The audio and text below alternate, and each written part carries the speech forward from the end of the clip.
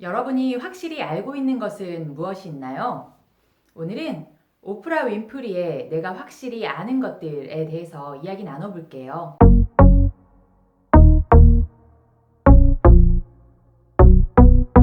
박명진의 북포유. 오늘 함께 이야기 나눠볼 책은 오프라 윈프리 작가님의 내가 확실히 아는 것들이라는 책입니다. 이 책은 14년 동안 토크쇼의 여왕인 오프라 윈프리가 직접 쓴 유일한 책이라고 해요. 그리고 출간 즉시 아마존, 뉴욕타임스 베스트셀러로 등재되었던 책입니다. 참고로 지금 발간된 책은 아니고요. 2014년에 발간된 책입니다. 먼저 작가님에 대해서 간단히 소개를 해드릴게요. 지은이, 오프라 윈프리, 타임 선정 20세기의 위대한 인물, 포브스 선정 세계에서 가장 영향력 있는 인물에 오른 오프라 게일 윈프리는 1954년 미시시피 주에서 태어났다. 흑인 사생아로 태어나 외할머니의 손에서 불우한 어린 시절을 보냈다. 9살 때 사촌 오빠에게 강간을 당했고 이후로 어머니의 남자친구나 친척 아저씨 등에게 끊임없는 성적 학대를 받았고 14살 때 아이를 낳았다. 그 아이는 몇 주 후에 세상을 떠났다. 오프라 윈프리 작가님은 지금 말씀드린 것처럼 어렸을 때 아주 불우한 시절을 보냈는데요. 그럼에도 불구하고 현재 세계에서 가장 영향력 있는 인물 중에 한 분으로 손꼽히시는데 어떻게 그렇게 살아갈 수 있었는지 이 책을 통해서 우리가 한번 알아볼 수 있을 것 같아요. 한번 같이 보시죠. 먼저 이 책을 쓰게 된 배경을 말씀을 드리면 영화평론가 진 시스켈에게 당신이 확실하게 아는 것이 있다면 그것은 무엇입니까? 라는 질문을 받은 후 오프라 윈프리는 내가 확실히 아는 것들이라는 제목으로 한 달에 한 편씩 칼럼을 쓰기 시작했다고 해요. 그리고 그 칼럼을 14년 동안 쓰셨는데 그 중에서 가장 좋은 보석 같은 작품들을 이 책에 실어 놓았다고 합니다. 여러분들은 내가 확실히 아는 것들이라고 하면서 정확하게 확신에 차서 이야기할 수 있는 것들이 있으신가요? 전 사실 무언가에 대해서 확신을 가지고 이야기하는 걸 그다지 좋아하지 않습니다. 제가 잘 모르는 것들이 너무나 많다는 것을 스스로 알기 때문에 무언가 확신에 차서 이야기하는 게 조금 부담스럽더라고요.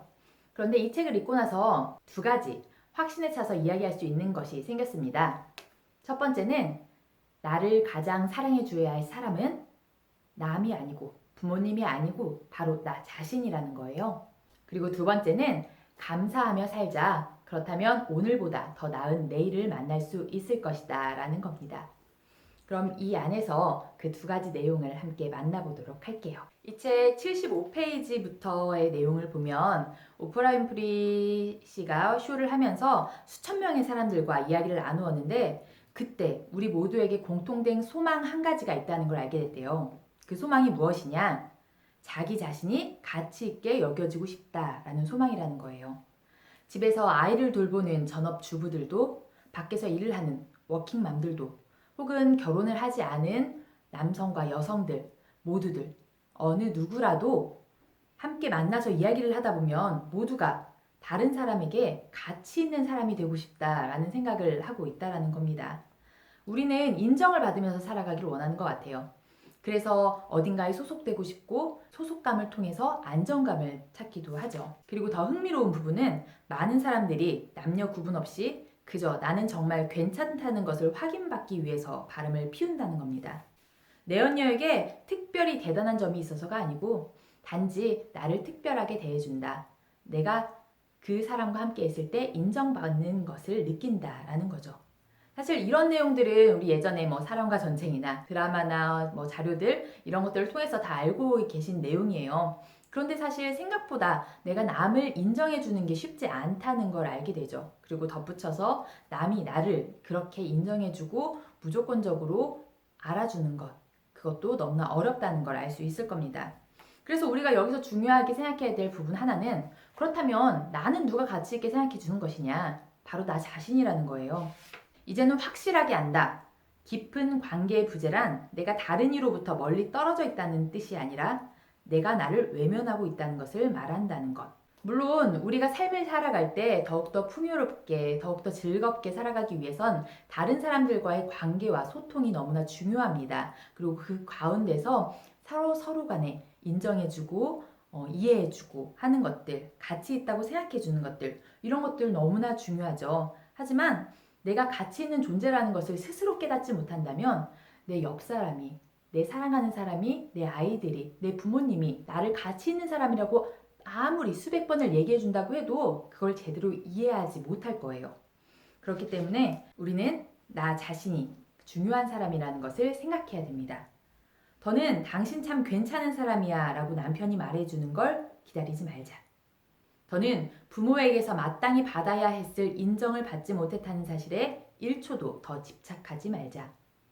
지금 내가 부모님께 인정받지 못했더라도, 지금 내가 사랑하는 사람에게 인정받지 못했더라도 그럴 수도 있지. 그 사람과 나의 가치관이 다르니까.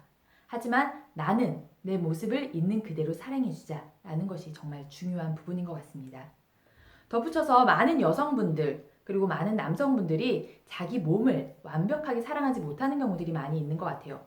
저도 마찬가지입니다. 어렸을 때부터 살이 있었기 때문에 나는 좀 왜 이렇게 예쁘지 못한 몸매를 가지고 있지? 왜 예쁘지 않은 얼굴을 가지고 있지? 라는 생각을 하면서 분명 나 자신을 가치 있는 사람이라고 생각을 한다고 생각했는데 그럼에도 불구하고 내 몸을 완벽하게 사랑하지 못했더라고요.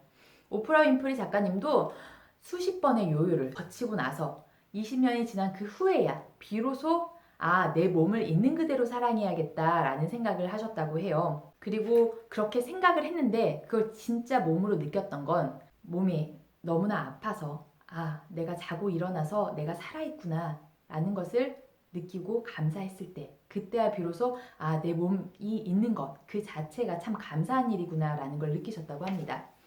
저도 참 감사하게도 젊은 나이에 내가 살아있다는 것 자체가 참 감사한 일이다 라는 것을 느낄 기회가 있었어요. 돈을 아무리 열심히 벌어도 내가 아무리 열심히 운동을 해도 내가 원치 않는 질병으로 인해서 내가 고통받을 수 있다라는 것을 알게 됐었거든요. 그렇기 때문에 지금은 비록 조금 부족하지만 조금 못났지만 제 몸을 있는 그대로 사랑하기로 했습니다. 그리고 제 모습도요. 두 번째로 같이 이야기할 부분은 감사에 대한 부분인데요. 감사에 관한 부분은 여기저기 많이 나와져 있습니다. 105페이지에는 이런 글귀가 있어요. 내가 확실히 아는 것이 있다면, 만약 당신이 당신 앞에 나타나는 모든 것을 감사히 여긴다면 당신의 세계가 완전히 변할 것이라는 것이다. 가지지 못한 것 대신 내가 이미 가지고 있는 것들에 초점을 맞춘다면 당신은 자신을 위해 더 좋은 에너지를 내뿜고 만들어낼 수 있다. 확신하건대 매일 짧게나마 짬을 내어 감사한다면 크게 감탄할 만한 결과를 맛보게 될 것이다. 우리는 너무 바쁘게 살아가는 것 같습니다.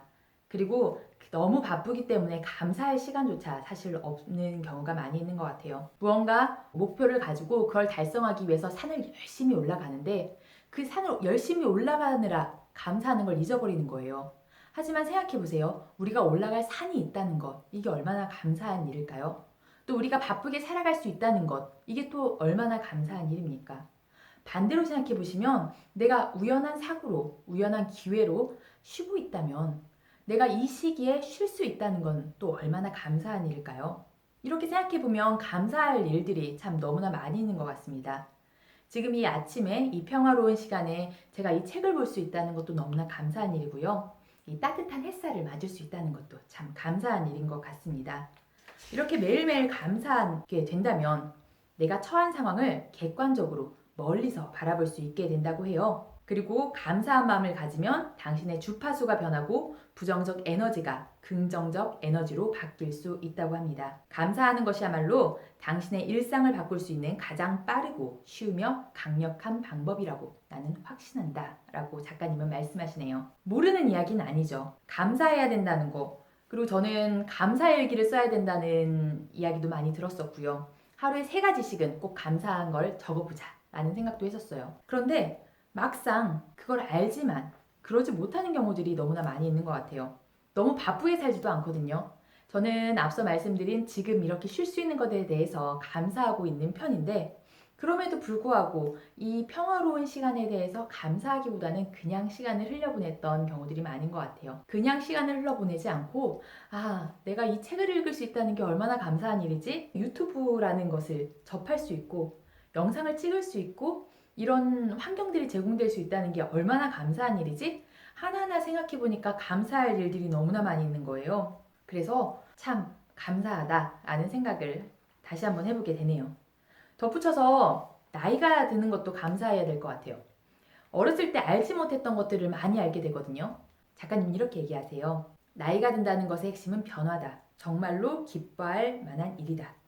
우리가 그렇게 하기만 한다면 살아가는 동안 우리는 미처 모르고 있던 자신에 관한 새로운 것들을 계속 배울 수 있다. 사람들한테 과거로 돌아가고 싶냐라고 질문을 하면 사람들이 고민을 한대요. 내가 지금까지 쌓아 올린 이 지혜와 이 지식들을 가지고 돌아갈 수 있는 겁니까? 아니요, 그럴 수는 없습니다. 그냥 당신을 20살로 보내드리겠습니다. 그러면 대부분의 사람들이 아니요, 난 그것을 원하지 않습니다. 라고 한대요. 사실 예전에는 왜? 나는 돌아가고 싶은데 돌아가서 다시 공부도 하고 싶고 내가 가고자 했던, 내가 이루고자 했던 것들을 난 다시 한번 이루고 싶은데 라는 생각을 했었는데 지금 생각해 보니까 그분들이 지금까지 쌓아올린 것들, 이 경험들을 가지고 가지 않는다면 다시 똑같은 것을 반복하게 될 거기 때문에 그렇기 때문에 가기 싫었던 거구나. 지금까지 쌓아올렸던 이 지식과 이 지혜와 이 경험들을 가지고 있는 게 얼마나 대단한 것이냐라는 생각이 들어요. 그 밖에도 감사할 일들이 너무나 많이 있지요.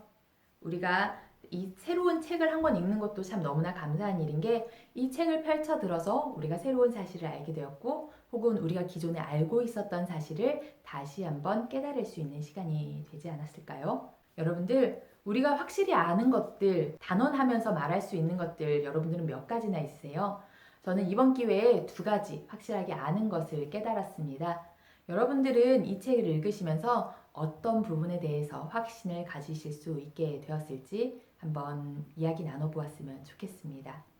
오늘도 감사하는 하루 되시길 바라고요. 자신을 가장 아껴주는 내가 되길 바라겠습니다. 감사합니다.